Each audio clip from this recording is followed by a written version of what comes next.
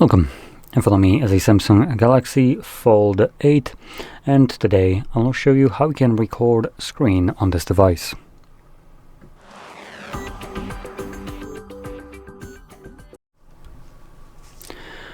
So, to get started, you will first want to swipe down from the top right side of your screen, which will bring down your toggles.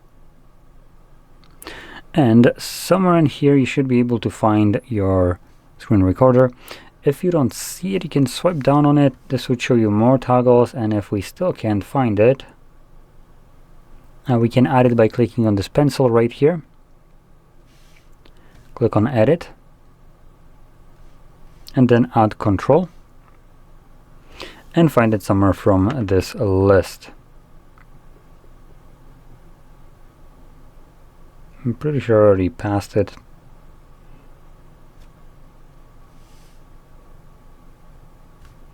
So it looks like it's already added because it is grayed out. As you can see, take a screenshot is not grayed out, so I could just click on it, and I'll demonstrate it with this one how this would look, because we click on it, it doesn't, never mind, it does add it now back to this list. Okay, so we're gonna click on done, and you should be able to find it in the list. Now let's try to find that screen recorder. Oh, there we go, it's right here. So once you see it in this list, first time I recommend holding it. This will quickly take you to the settings, and in here where we have screen recordings, we have the audio to record, we have media and mic, or none. Apparently Samsung doesn't conceive the idea that you might want to just record a microphone, because that's apparently too crazy of a thought there. So yeah, anyway, you can select whichever one you want. Then we have video quality, which is set to high, which is good. I would recommend keeping it at that. If it's set to medium, change it to high. Selfie size, this is the actual size, the circle that will be visible somewhere on your screen if you choose to enable it, as it is a toggle in a quick access panel once you start recording. And lastly, we have show taps and touches. I'll enable this just so you can see how that looks like. This will record a semi-transparent grayed out wherever your finger was pressing the display. So anyway, once everything here is set up, we can just close this. Considering the price of this device, there is not that many options in there. We didn't have any control over the bitrate or anything like that, unfortunately, which would have been nice to see. And let's find the toggle once more. This time around, we're just gonna tap on it. It brings up this window letting us choose if we're going to be recording an entire screen or just a portion of it. I'm going to stick with the entire one, and we're going to have the audio recordings along with show taps and touches, which I'll keep as it is, and then start recording. This begins a 3-second countdown, which we can skip, and from here it's going to be recording everything you do on the device. We do have pause in here, so if I were to, for instance, switch to this page and resume, you'll see a jump in the recording. We also have the pen, and that selfie, and you can see this is the actual size that we've seen there. You can obviously move this around if you want to.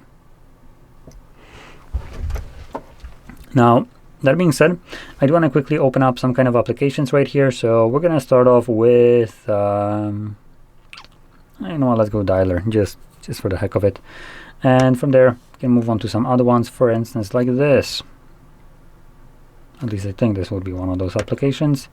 I did remove other ones like the Netflix one, which I'm pretty sure comes pre-installed with this device, but yeah, I just kind of removed it just in case. I do want to still go into the settings and show try to open up one more thing just in case.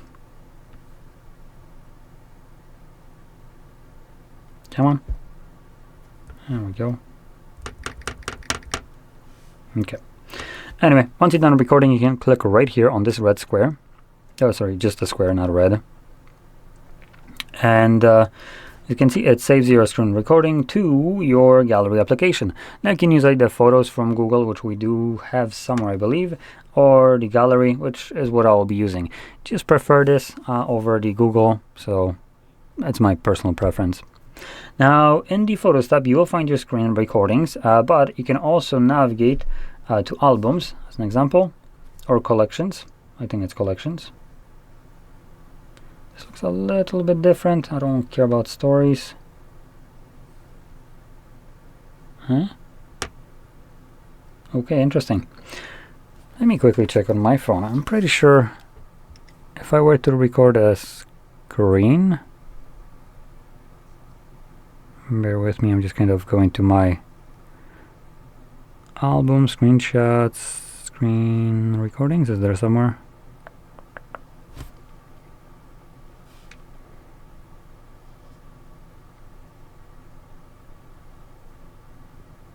Movies, memes. I don't think I have any screen recordings. In any case, for me, it's actually in albums, which can you just like view all albums recent. Oh, just out of curiosity. Oh, there we go. Now it shows me what I was looking for. For some reason, I needed to click on something for it to pick any kind of album, and you can see here we have the screen recordings, and in it we have our screen recording. Now, I was recording this screen on the internal display, but you can also do this on the cover display. It would work the same way. You can just go through this.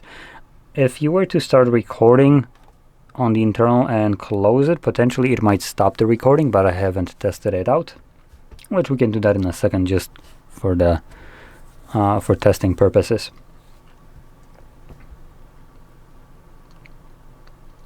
As you can see, it's actually recording this nice and smoothly. One other thing that we didn't have there as an option was the refresh rate, but it seems to be recording at about at least 60, potentially even higher.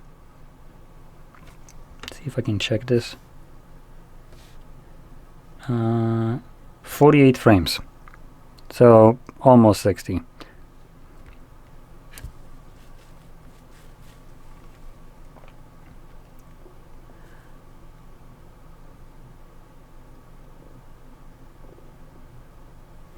Okay, so we can already see limitations right here. This was just straight up black screen, which it wasn't like that when I opened it on the recording. You can go back to check it out, but this was one of the things that I wanted to showcase. And I believe we also will see one more thing happen like this when I go to add a network.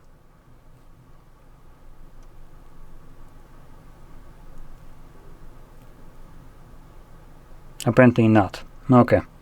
So it seems to be only happening with the streaming platforms.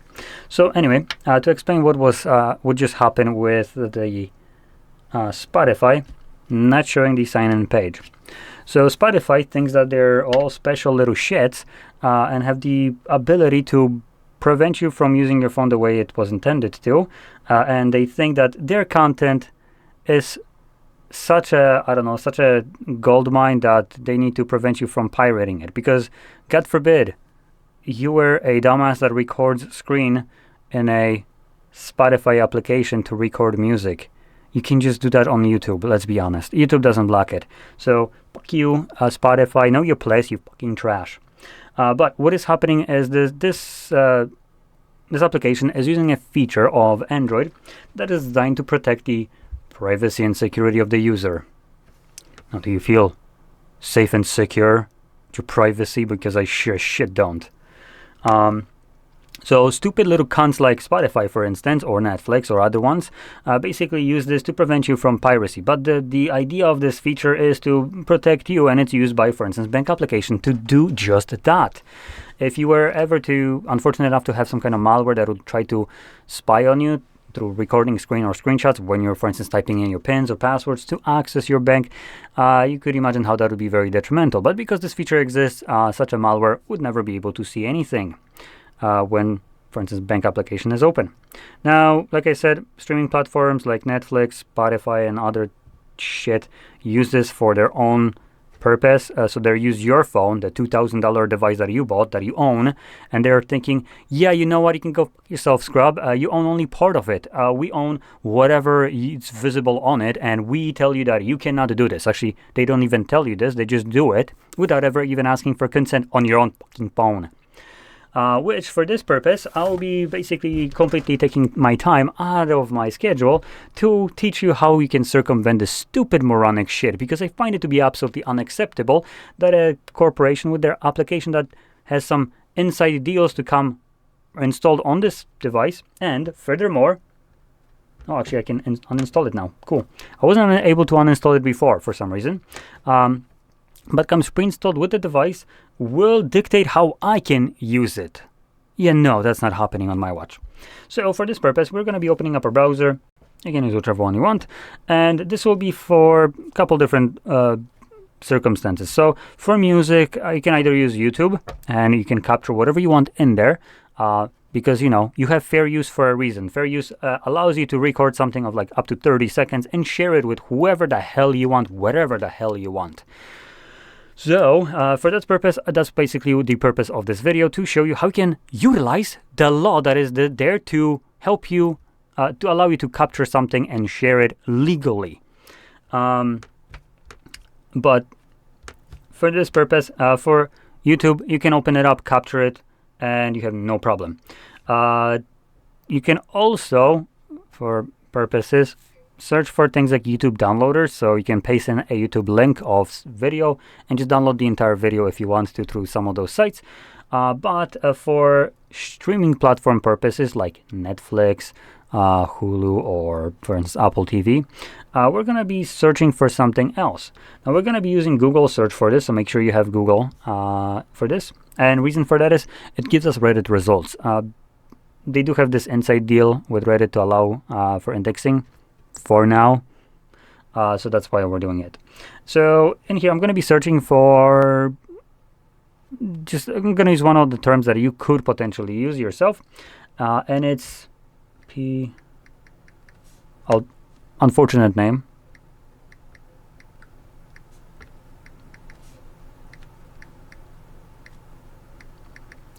Now, the name doesn't really matter right here. This site doesn't even work. That's why I'm searching for alternatives.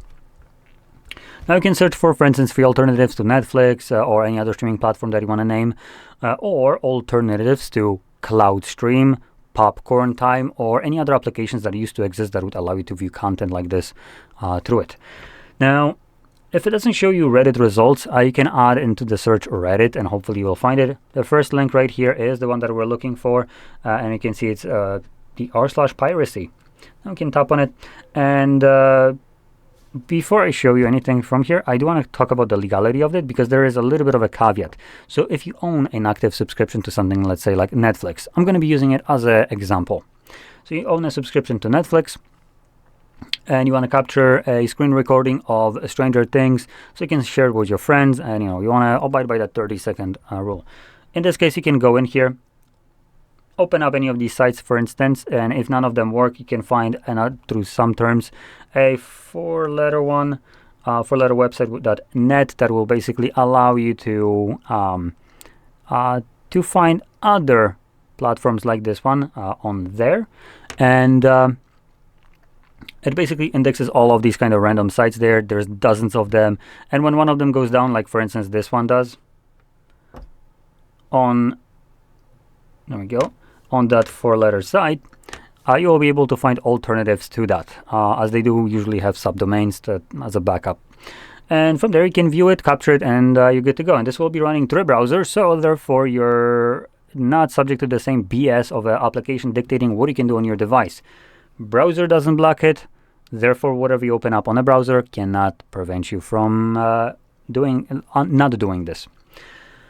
Now,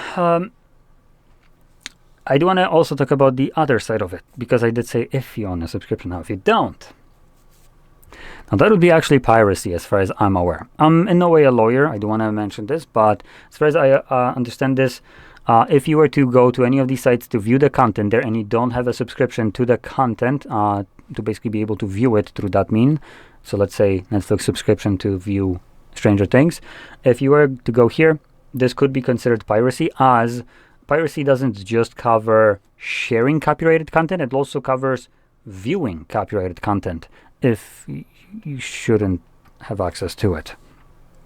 So be aware of that. I'm not here to shame you for this or anything like that, so it's up to you.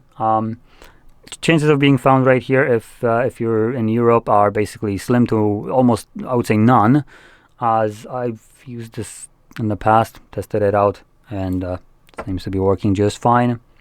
So never got any kind of letter in the mail, never will. So yeah, and if you feel a little bit wizzy about it, you can always use some kind of VPNs. So anyway, but like I said, be aware of the legality of the just in case. So yeah, that's about it. So if you found this video helpful, don't forget to hit like, subscribe, and thanks for watching.